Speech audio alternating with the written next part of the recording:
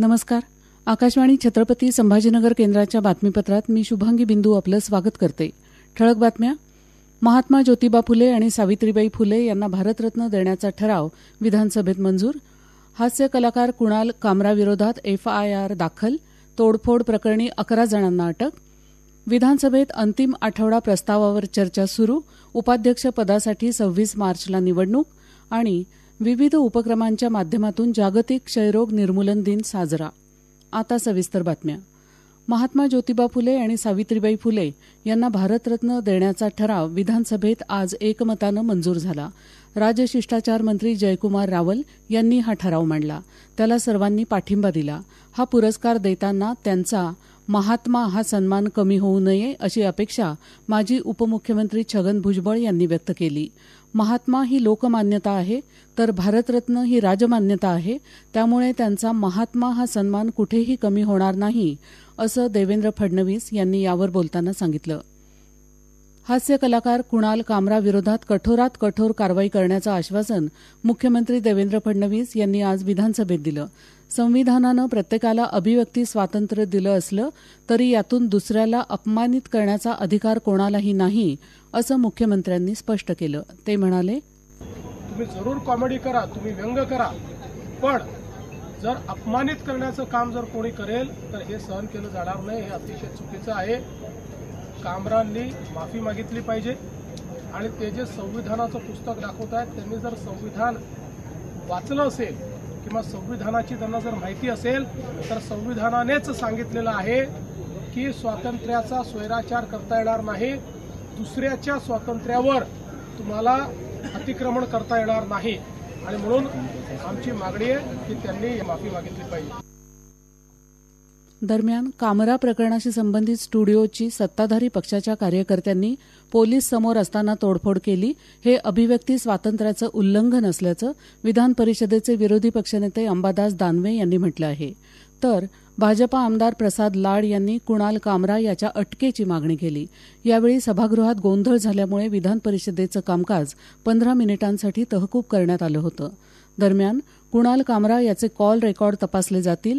त्याच्या बँक खात्यात कुठून पैसे येतात हे तपासलं जाईल आणि त्याच्या मागे कोण आहे याचा शोध घेतला जाईल असं गृहराज्यमंत्री योगेश कदम यांनी विधान परिषदेत सांगितलं.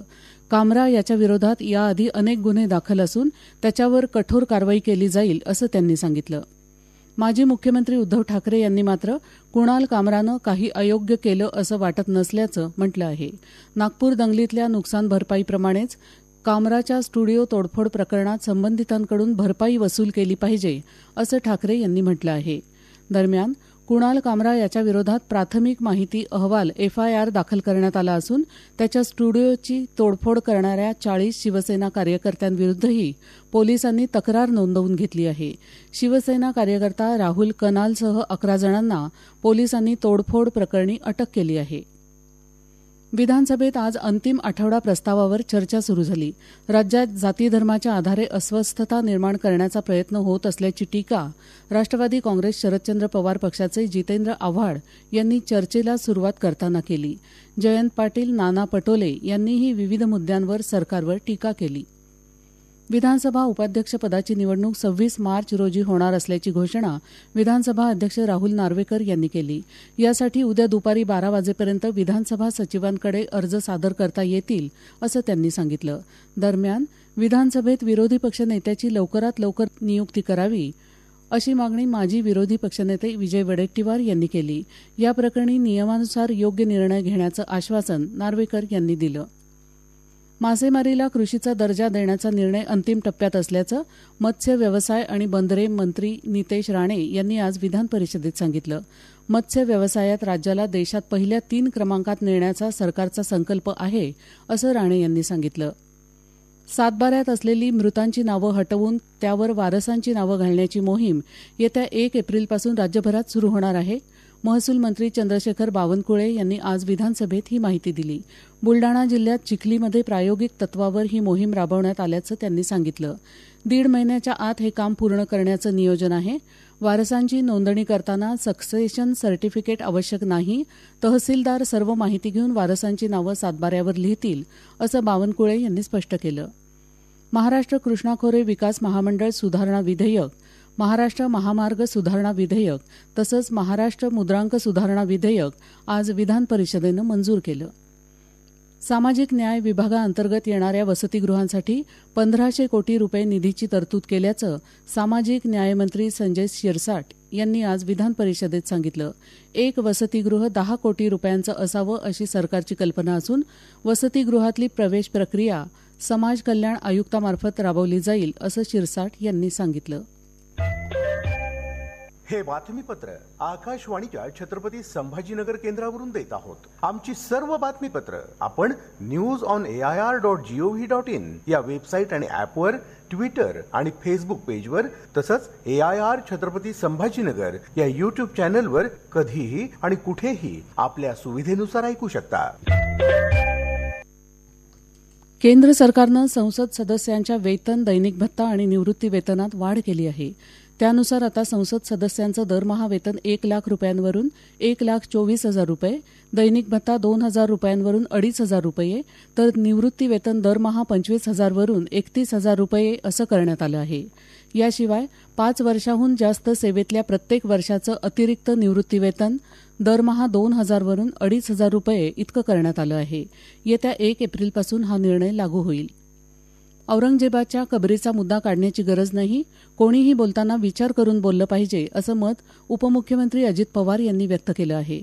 ते आज छत्रपती संभाजीनगर इथं पत्रकार परिषदेत बोलत होते. कायदा आणि सुव्यवस्था बिघडून पोलिसांवर जास्त ताण येईल असं कोणीही बोलू नये असं ते म्हणाले.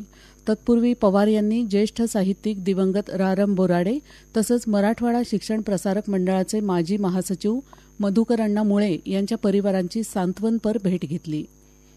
10वी-12वीच्या परीक्षेच्या दरम्यान झालेल्या कॉपी प्रकरणात राज्यात 1 मार्चपर्यंत 14 प्रकरणांमध्ये FIR दाखल झाला असून 10वीच्या 32 आणि 12वीच्या 102 केंद्रांवर गैरप्रकार झाल्याची माहिती शालेय शिक्षण मंत्री दादाजी भुसे यांनी विधानसभेत लेखी उत्तरात दिली. या केंद्रांना विभागीय मंडळं नोटीस देतील तसंच संबंधित विद्यार्थ्यांची विभागीय मंडळ स्तरावर चौकशी होईल आणि दोषी विद्यार्थ्यांवर कारवाई होईल असंही त्यांनी सांगितलं. जागतिक क्षयरोग निर्मूलन दिवस आज पाळण्यात येत आहे. होय, आपण क्षयरोगाचा नायनाट करू शकतो. वचनबद्ध व्हा, प्रयत्न करा आणि परिणाम मिळवा, अशी यंदाच्या क्षयरोग दिनाची संकल्पना आहे. जनतेनं क्षयरोग निर्मूलनासाठीची आपली कटिबद्धता दृढ करावी असं आवाहन केंद्रीय आरोग्य आणि कुटुंब कल्याण मंत्री JP नड्डा यांनी आजच्या जागतिक क्षयरोग दिनाच्या निमित्तानं केलं आहे. सर्व नागरिक मिळून क्षयमुक्त भारत घडवू शकतात असा विश्वास देखील आरोग्यमंत्र्यांनी व्यक्त केला आहे. छत्रपती संभाजीनगर इथं आज या दिनानिमित्त जिल्हाधिकारी कार्यालयात टीबीमुक्त ग्रामपंचायत अभियान गौरव सोहळा पार पडला. या अभियानात जिल्ह्यातल्या 328 ग्रामपंचायतींनी सहभाग नोंदवला. त्यातल्या 304 ग्रामपंचायती कांस्य पदकासाठी पात्र ठरल्या, तर सलग 2 वर्ष उत्कृष्ट कामगिरी राखणाऱ्या 24 ग्रामपंचायतींना महात्मा गांधी रजत सन्मान प्रदान करण्यात आला. गडचिरोली जिल्ह्यात कृत्रिम बुद्धिमत्ता AIच्या मदतीनं क्षयरोग रुग्णांचं निदान करण्यात येत आहे. डॉक्टर अभय बंग यांच्या सर्च या संस्थेद्वारे चालवल्या जाणाऱ्या मा दंतेश्वरी रुग्णालयात AI तंत्रज्ञानाच्या मदतीनं वर्षभरात 88 क्षयरुग्णांचं निदान करण्यात आलं आहे. क्युअर AI या कंपनीनं हे तंत्रज्ञान विकसित केलं आहे. यामध्ये रुग्णाच्या फुफ्फुसाचं क्षकिरण चित्र क्युअर AIच्या सॉफ्टवेअरवर अपलोड केल्यानंतर रुग्णाचा अहवाल काही सेकंदात डॉक्टरांना त्यांच्या मोबाईल ॲपवर मिळतो. त्यामुळे पुढील उपचार तसंच आवश्यक त्या चाचण्या घेण्यासाठीचा निर्णय लगेच घेता येतो. मात्र या तंत्रज्ञानाचा रोगनिदानात उत्तम वापर होत असला तरी हे तंत्रज्ञान डॉक्टरांची जागा घेऊ शकत नाही असं या रुग्णालयाचे प्रशासक डॉक्टर अश्विन राघमवर यांनी स्पष्ट केलं आहे. छत्रपती संभाजीनगर इथल्या MGM बहुविधाच्या संचालक स्नेहलता दत्ता यांचं आज सकाळी निधन झालं. त्या 84 वर्षांच्या होत्या. MGM महागामीच्या संचालक गुरु पार्वती दत्ता यांच्या त्या मातोश्री होत. त्यांच्या इच्छेनुसार त्यांचा पार्थिव देह MGM हॉस्पिटल इथं दान करण्यात आला. शेवटी पुन्हा ठळक बातम्या. महात्मा ज्योतिबा फुले आणि सावित्रीबाई फुले यांना भारतरत्न देण्याचा ठराव विधानसभेत मंजूर. हास्य कलाकार कुणाल कामराविरोधात FIR दाखल. तोडफोड प्रकरणी 11 जणांना अटक. विधानसभेत अंतिम आठवडा प्रस्तावावर चर्चा सुरू. उपाध्यक्षपदासाठी 26 मार्चला निवडणूक. याबरोबरच हे बातमीपत्र संपलं. आमचं यानंतरचं बातमीपत्र उद्या सकाळी 7:10 वाजून